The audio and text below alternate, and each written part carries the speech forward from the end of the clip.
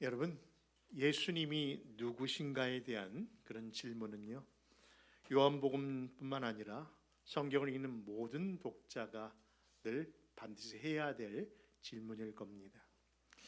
그러면서 이 요한복음 7장을 이렇게 펼쳐보면요, 그 안에서 정말 예수님이 누구신가에 대한 의문을 갖는 세 부류의 사람들이 나온답니다. 여러분, 예수님이 누구신가? 첫 번째 그 부류의 사람은요, 오늘 본문 7장 1절에서 9절에 보니까 예수님의 가족들이 그 질문을 합니다. 그럼 예수님의 가족이라면은 마리아의 배에서 같이 태어난 예수님의 동생들일 텐데, 그들도 예수님에 대한 누구인가에 대한 질문을 하고 있는 겁니다. 두 번째 부류가 나옵니다. 그것은 바로 10절에서 36절에 보니까 예수님의 이적과 예수님의 가르침을 들은 사람들이 너무 놀라면서 아유, 저분이 과연 누구신가 하는 그런 의문 속에 그들도 예수님이 누구신가에 대한 질문을 하는 겁니다.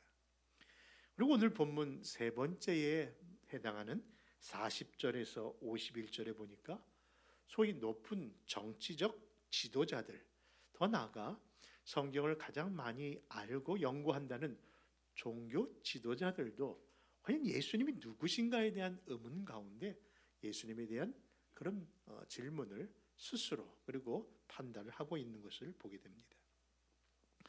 여러분, 제가 서두를 말씀을 시작하면서 계속 반복적으로 예수님이 누구신가에 대한 질문과 그 이야기를 나누고 있는데요, 정말 예수님이 누구신가에 대한 질문은 참 의미가 있기에 오늘 본문 이 7장 이 한 장 속에서도 수많은 사람들이 그 질문을 하고 있다는 것, 다시 한번 여러분들이 기억하고 이 말씀을 들었으면 좋겠습니다. 여러분, 처음 그 질문에 반응하는 사람들이 있는데 그것은 다른 것이 아니라 예수님의 친동생들입니다. 분명 예수님이 가족이라고 할 수 있고 마리아의 몸에서 태어난 예수님의 손 아래 사람들인데, 그들은 과연 모친 마리아처럼 예수님을 그리스도 곧 예수님을 메시아로 알고 있었을까요? 그렇지 않음을 오늘 본문 7장 3절에서 5절에서 이렇게 증거한답니다. 우리 한번 같이 성경을 읽겠습니다. 시작.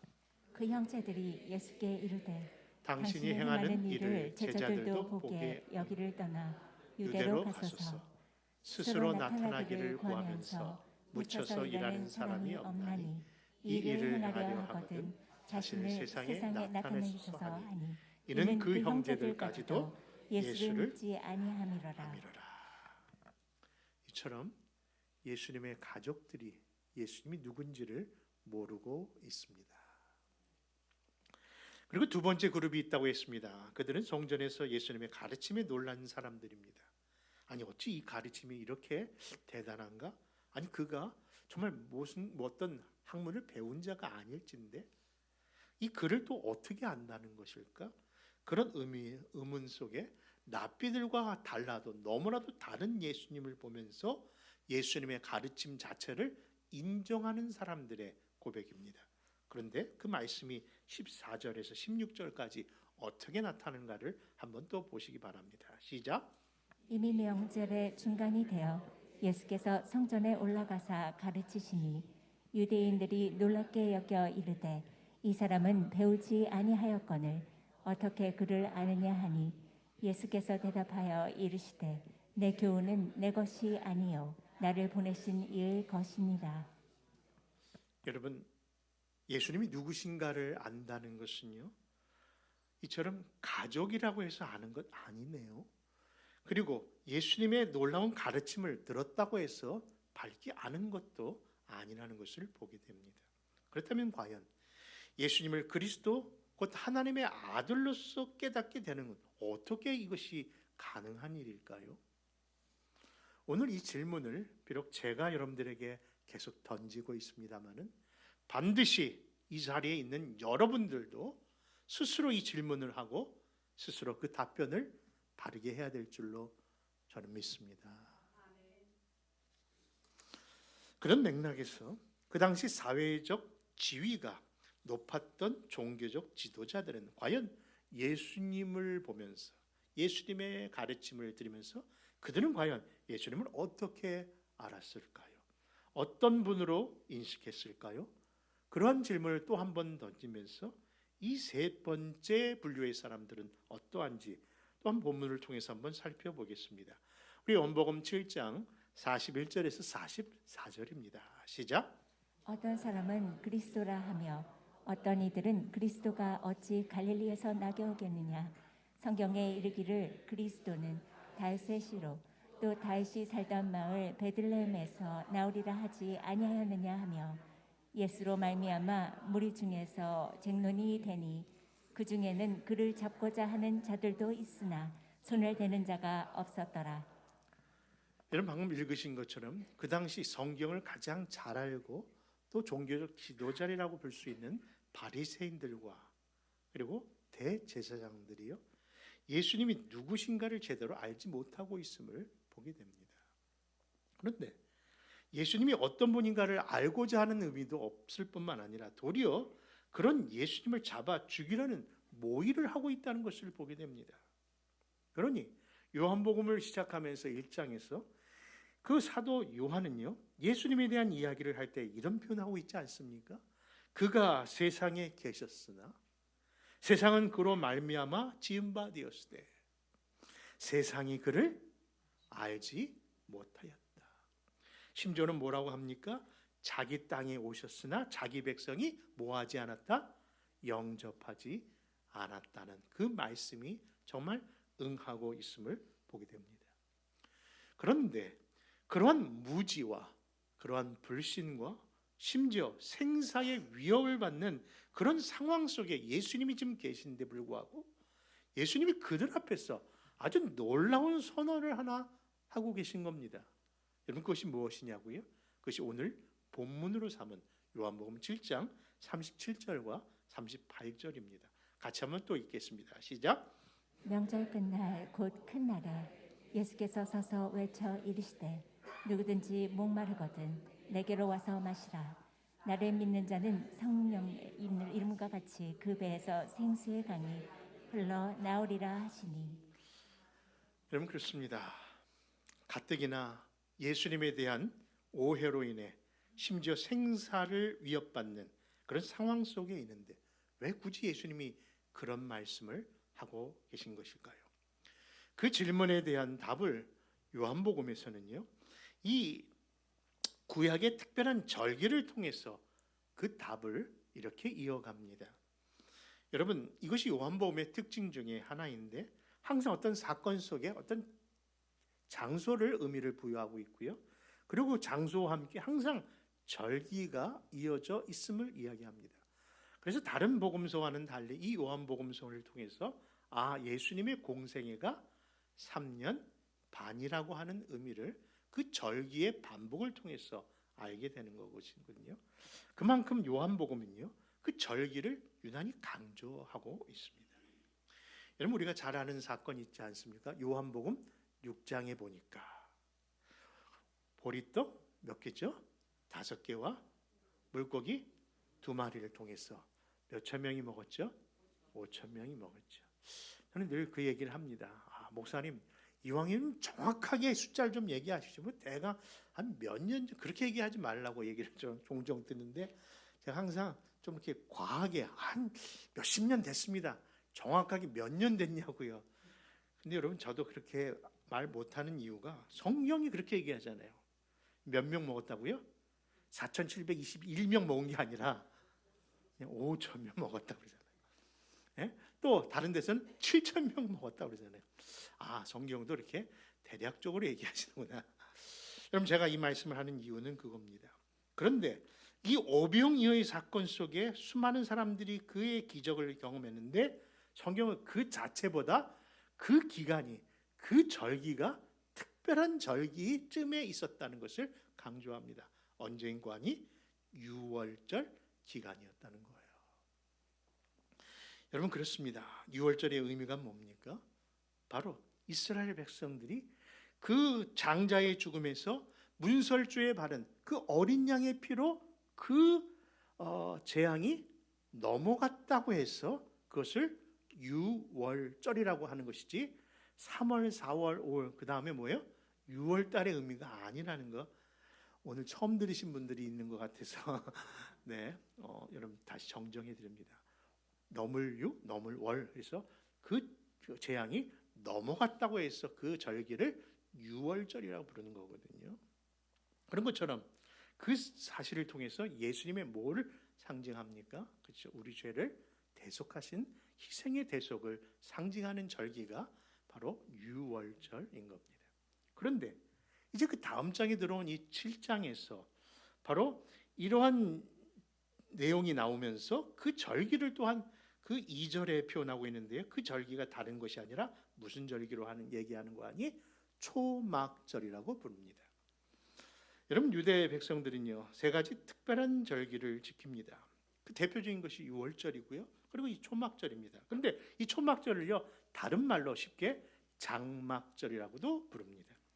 왜냐하면은 이 절기가 바로 이스라엘 백성들이 그 출애굽한 사건을 기억하지만은 특별히 이 초막절은요 광야 40년 동안 하나님께서 먹이시고 마시게 하시고 입히셨던 것을 기억하면서 우리가 그런 가운데 구원을 받은 것이다 그것을 생각하며 그 절기에는요 7일 동안 텐트 안에 생활을 하기 때문에 그것을 텐트 곧 장막절이라고 부르는 이유인 겁니다.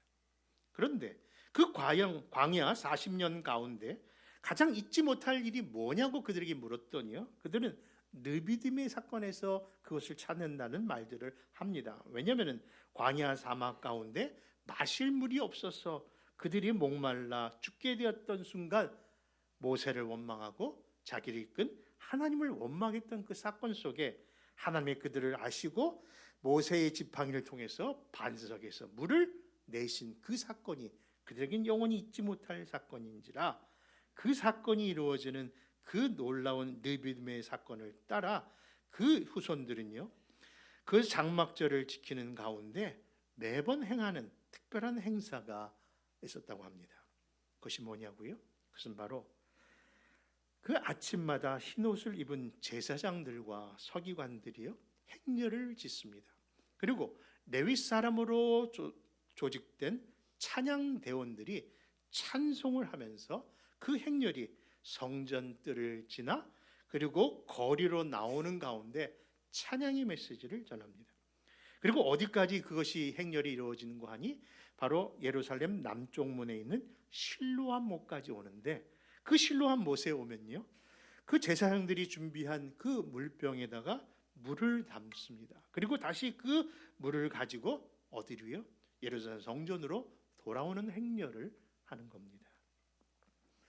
그리고 차례대로 실로암 못가에서 가져온 그 물을 성전뜰에 있는 정전 제단 위에 물을 뿌리면서 이 장막절의 그 하이라이트를 바로 그 순간에 이루어지는 것을 행할 때에 그들이 찬양하며 부르는 찬송이 있었다고 합니다.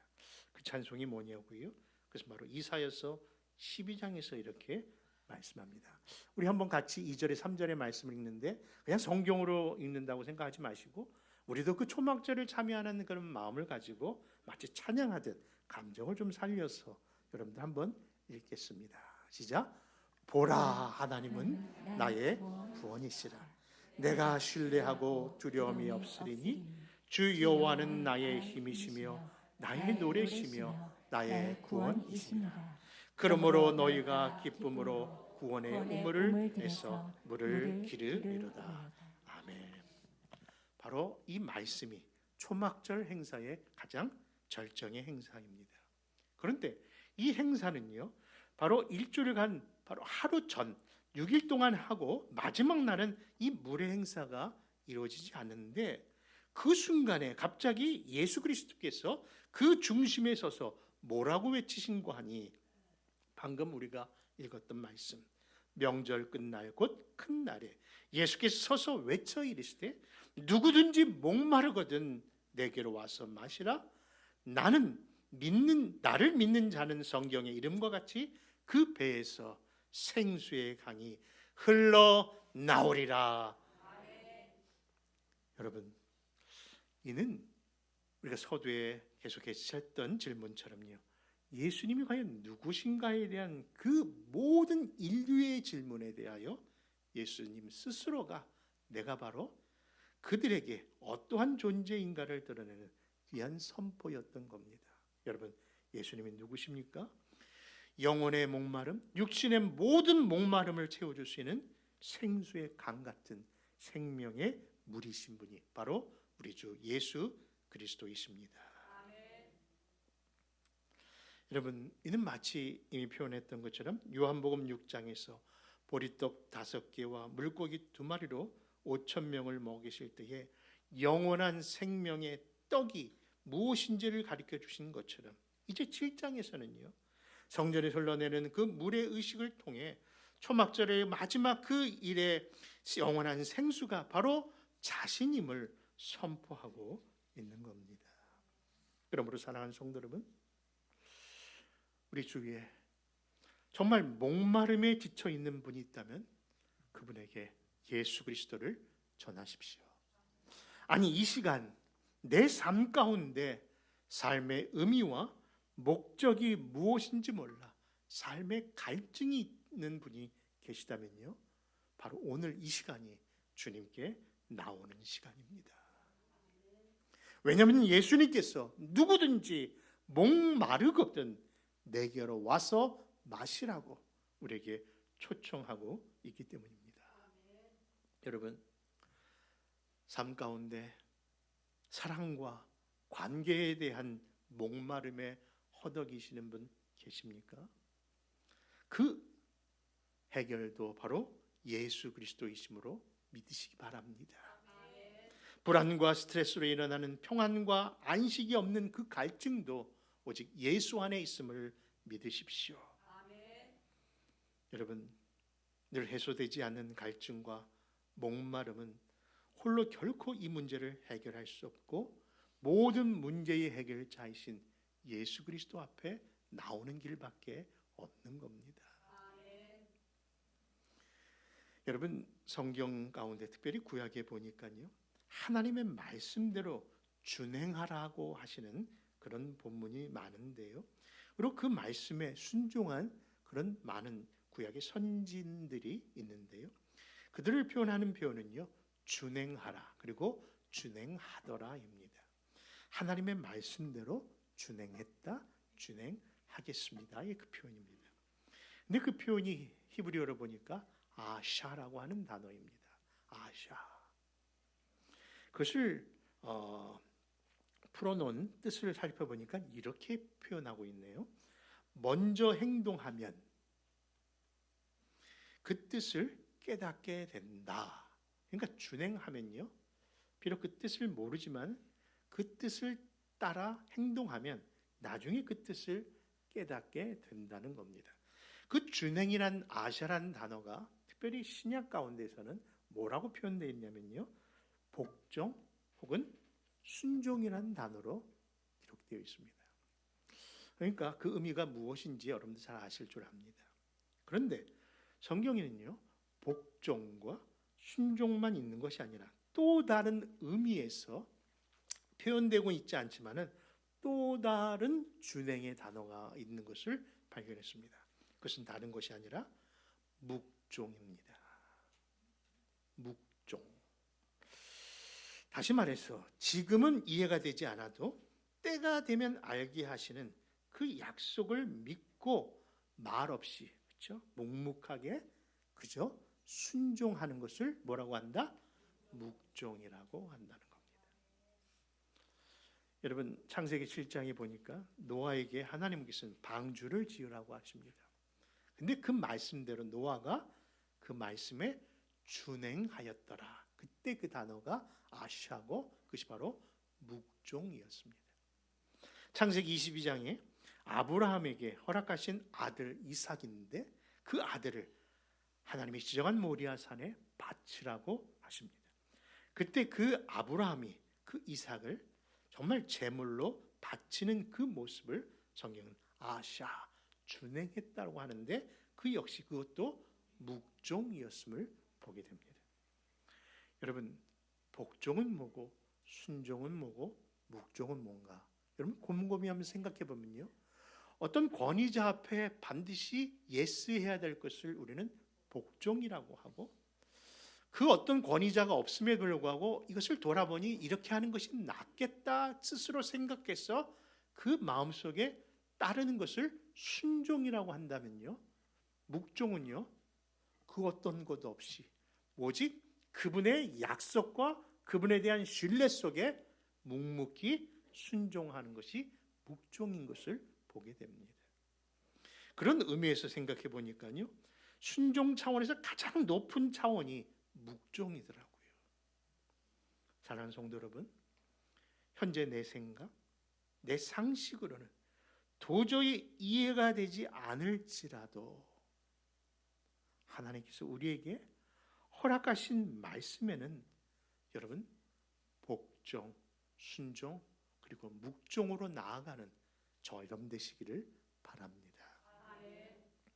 여러분 그렇습니다.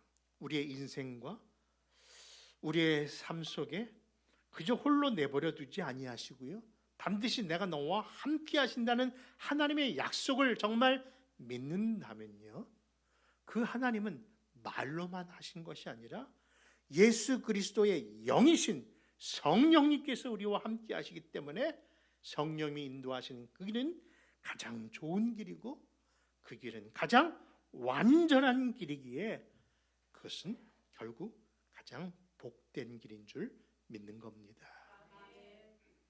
그러므로 사랑하는 성도 여러분, 오늘도 우리를 이끄시는 주님의 말씀 앞에 묵종하심으로 그 하나님의 놀라운 복을 이 땅에서 누리시고, 그리고 그 하늘 아래에서 칭찬하는 저와 여러분 되시기를 다시 한번 축원합니다. 그에 대한 약속, 그에 대한 증거가 뭐냐고요? 그것이 오늘 본문으로 주어진 마지막 39절에서 그 말씀을 하고 있는 겁니다. 같이 한번 찾아 읽습니다. 39절 우리 같이 읽을까요? 시작. 이는 그를 믿는 자들이 받을 성령을 가르쳐 말씀하신 말씀이다. 것이라.